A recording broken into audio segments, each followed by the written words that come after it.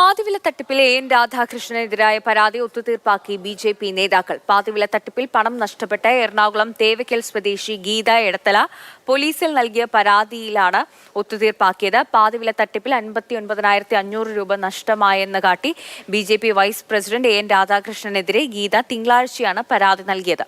പരാതി വിവരം പുറത്തു വന്നതോടെ ബി.ജെ.പി. നേതാക്കൾ ഒത്തുതീർപ്പിനായി സമീപിക്കുകയായിരുന്നുവെന്ന് ഗീത മാതൃഭൂമി ന്യൂസിനോട് പറഞ്ഞു. 1 ലക്ഷത്തോളം രൂപ അക്കൗണ്ട് വഴി കൈമാറിയതോടെ പരാതിയില്ലെന്ന് ഒപ്പിട്ട് കൊടുത്തതായും ഗീത പറഞ്ഞു. അതേസമയം പരാതി നൽകി 24 മണിക്കൂർ കഴിഞ്ഞിട്ടും എടത്തല പോലീസ് കേസെടുത്തിരുന്നില്ല. പരാതി ഒത്തുതീർപ്പാക്കാൻ പോലീസ് അവസരമൊരുക്കിയെന്ന ആക്ഷേപം ഉയരുന്നുണ്ട്. ഇന്ന് ഉച്ചയ്ക്ക് ശേഷം നമ്മുടെ ബി.ജെ.പിയുടെ നേതാക്കന്മാർ, അതായത് എടത്തലയിലെ ഗോപു, പിന്നെ സെന്തിൽകുമാർ, പിന്നെ സൈനിൻ്റെ ഒരു ആൾ, അവർ 3 പേരും കൂടി ഓഫീസിൽ വന്നിരുന്നു. ഞാൻ വരണ്ടെന്ന് പറഞ്ഞിട്ട് അവിടെ വന്ന് സംസാരിച്ചു.